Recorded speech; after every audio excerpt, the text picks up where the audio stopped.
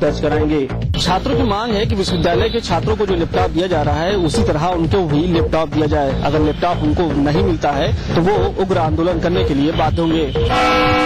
उत्तर प्रदेश के कैबिनेट मंत्री आजम खान पहुंचे गोरखपुर। सपा कार्यकर्ताओं ने किया उनका भव्य स्वागत। उत्तर प्रदेश सरकार के कैबिनेट मंत्री आजम खान पहुंचे गोरखपुर। सपाई कार्यकर्ताओं ने अपने कैबिनेट मंत्री का किया भव्य स्वागत। आपको हम बता दें, जब मीडिया ने आजम खान से बात की कि आखिरकार नरेंद्र मोदी इस तरह का बयान दिए हैं, आपका क्या कहना है, तो नरेंद्र मोदी के नाम पर टीका टिप्पणी करते हुए उन्होंने कहा कि जिस जाति और धर्म के बल पर नरेंद्र मोदी केंद्र में आना चाहते हैं, उन्हीं की आस्था पर ठेस पहुंचाने की बात की है।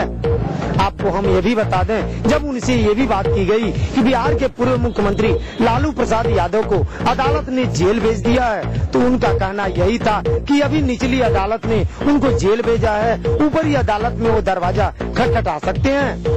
उत्तर प्रदेश के कैबिनेट मंत्री की यह नसीहत लालू यादव को कितना कारगर साबित होती है वो तो समय ही बताएगा।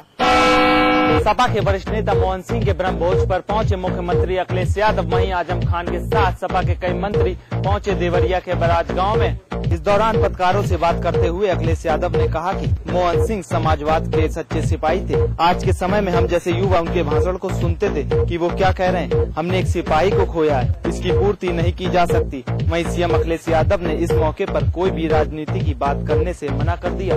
ये मौका अभी और राजनीतिक बातों का नहीं है। आज उनके मोहन सिंह जी के सहयोगी साथी परिवार के लोग सब मौजूद हैं और हम सब लोग उनको याद कर रहे हैं, उनके बारे में बातचीत भी कर रहे हैं। जो खोया है उसका दुख है हम सब। आईबी की सूचना के बाद हरिद्वार में हाई अलर्ट जारी कर दिया गया है।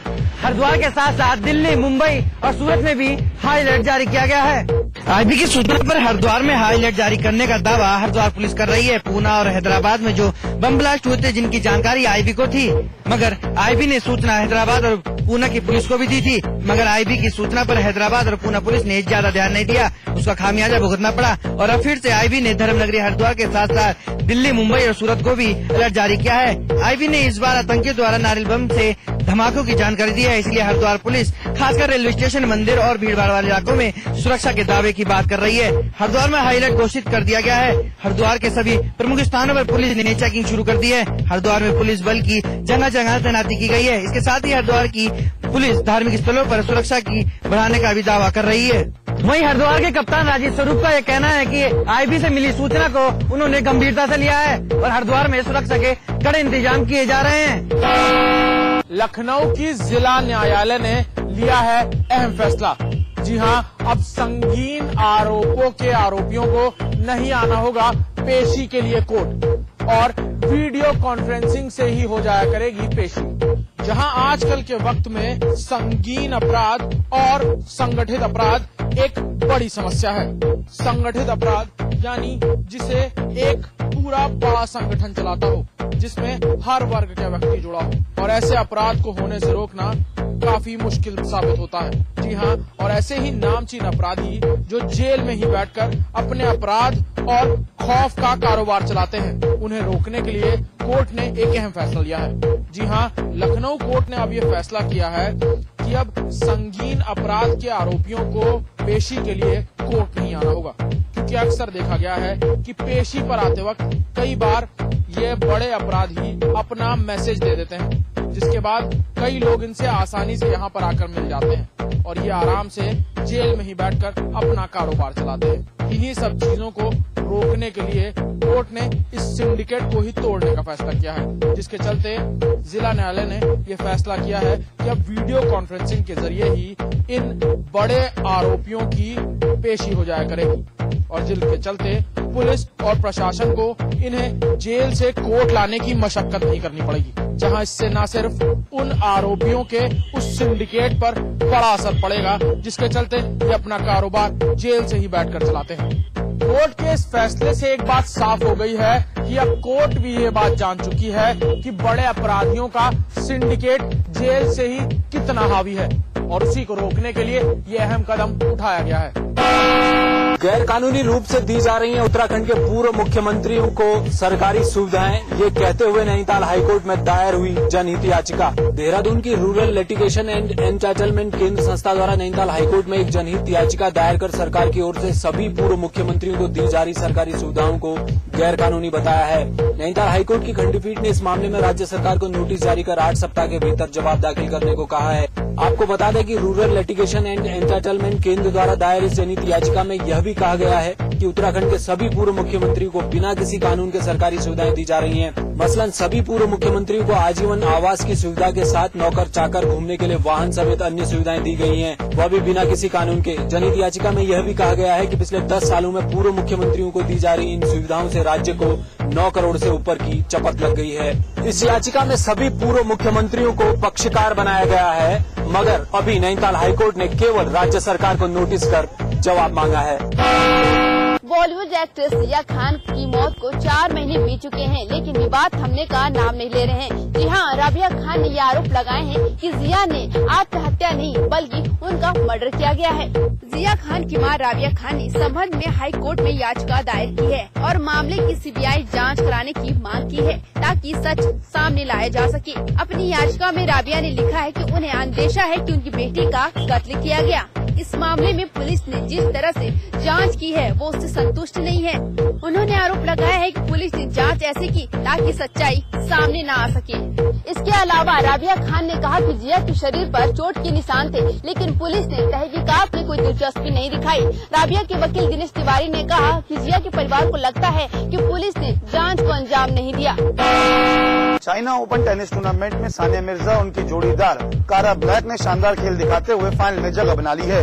सानिया मिर्जा ने अपना बेहतरीन फॉर्म जारी रखते हुए चाइना ओपन के फाइनल में जगह बना ली है। मैच 1 घंटे 12 मिनट तक चले मुकाबले में सानिया और ब्लैक की जोड़ी ने रोबर्टो विंचिक और सारा ईरानी को 6-4, 6-7 से पराजित किया। चीनी टेनिस कोर्ट पर सानिया को रोक पाना मुश्किल दिख रहा था।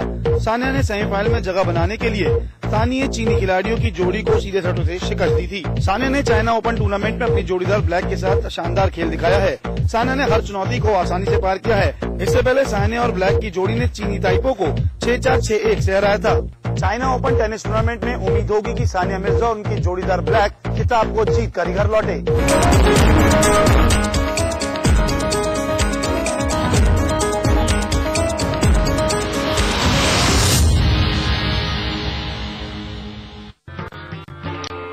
कोई जरूरत नहीं है जांच वाच कराने का। 2 महीने भी नहीं हुए घर को, तू और तेरा बाप दोनों बिना जांच के हुए थे। उसके बाप और उनके पर दादी, फिर ये कैसे पता चलेगा कि माँ और बच्चा दोनों ठीक हैं? चांस क्यों लेना? क्या चांस? वो देखो, परसों से सुनती आती हूँ, इसे ठीक कर दीजिए। कभी सिर पे गिर गया तो आज तक कुछ नहीं। कोई जांच कराने की जरूरत नहीं, कुछ नहीं होगा।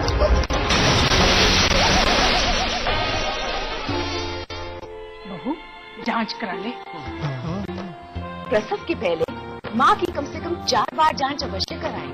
ये सेवाएं बिल्कुल मुफ्त है। चांस क्यों लेना है, चांस क्यों लेना। मैंने छत की भी मरम्मत करवा दी, आखिर चांस क्यों लेना।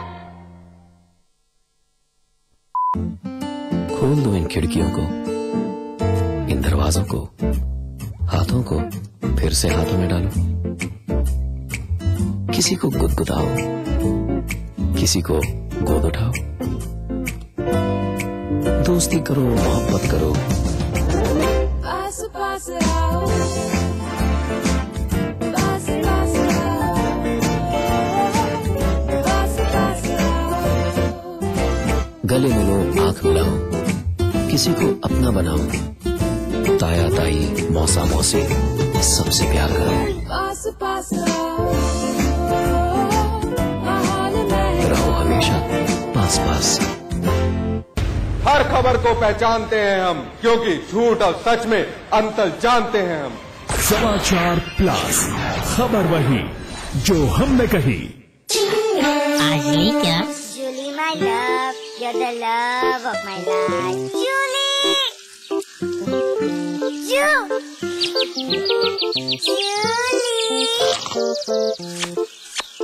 उंगली खुजली ने प्लान बनाया क्विकली और पाइप दबाया क्वाइटली।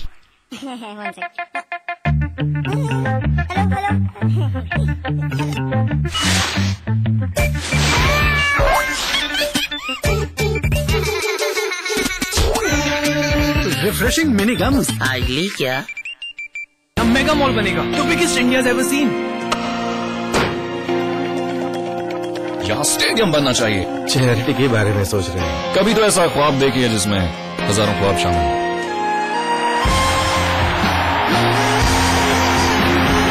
जब दूसरों के ख्वाब पूरे करोगे ना तो अपना कल बनते देखोगे। रजनीगंधा हिलते है दुनिया। पुलिस हमेशा देर से क्यों पहुंचती है? भाई नेताजी अपने वादे निभाना कब सीखेंगे? गरीब की कमाई कब तक लूटी जाएगी माई बाप? सिनेमा के नाम पर नंगाई कब तक चलेगी? महंगाई का कोई और छोर है कि नहीं? यहाँ तो सही काम के लिए भी घूस देनी पड़ती है। बिना नौकरी की डिग्री किस काम की? उत्तर प्रदेश और उत्तराखंड की हर समस्या से है हमारा सरोकार। हम हैं समाचार प्लस, खबर वही जो हमने कही।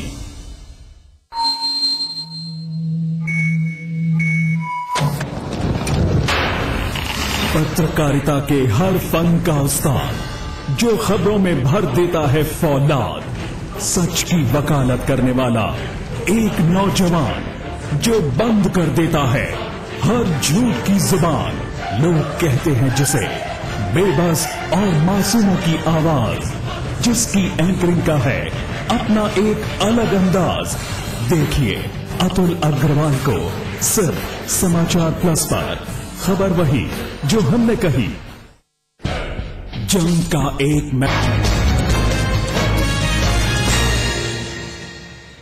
आप देख रहे हैं फाइनल रिपोर्ट और आपके साथ मैं हूं नितिशा। खबरों की शुरुआत करेंगे हेडलाइंस के साथ। 5 राज्यों में बच गया विधानसभा चुनाव का बिगुल। दिल्ली, राजस्थान, मध्य प्रदेश, छत्तीसगढ़ और मिजोरम में आचार संहिता लागू। 11 नवंबर से 4 दिसंबर तक होगी वोटिंग। पहली बार लागू होगा right to reject. Muzaffarnagar ACJM court में पेश हुए बीजेपी विधायक संगीत सोम और सुरेश राणा। अदालत ने मुजफ्फरनगर जेल में रहने का दिया आदेश। आसाराम बापू पर एक और छात्रा ने लगाया रेप का आरोप। बापू के आश्रम में पढ़ती थी छात्रा। आरोप लगाने के बाद से पूरा परिवार गायब।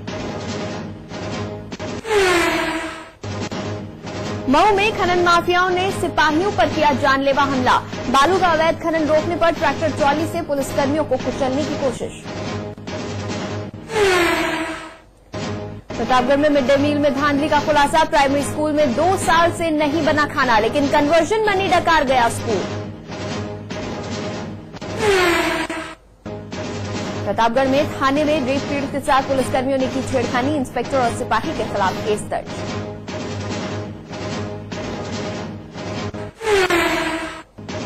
दिमागी बुखार से तड़प रहा है गोरखपुर। 2 दिनों में 8 और मासूमों की मौत। मेडिकल कॉलेज में 34 नए मरीज भर्ती।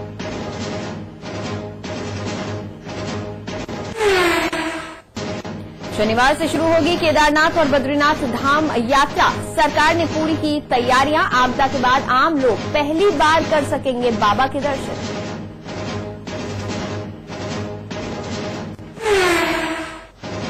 वाराणसी में त्योहारों से पहले पुलिस को दी गई विशेष ट्रेनिंग। दंगे से निपटने और भीड़ पर काबू पाने के प्रशिक्षण के लिए साहब के साथ जवानों ने जमकर बहाया पसीना।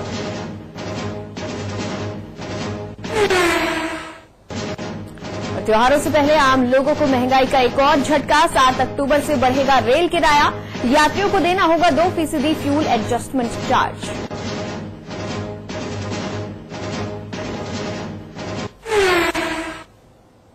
और अब खबरें विस्तार से। वाराणसी पुलिस दशहरे और दीपावली जैसे त्योहारों को देखते हुए और सांप्रदायिक दंगे से निपटने के साथ साथ क्राउड कंट्रोल के लिए अपने हथियारों और सिपाहियों को विशेष ट्रेनिंग दे रही है।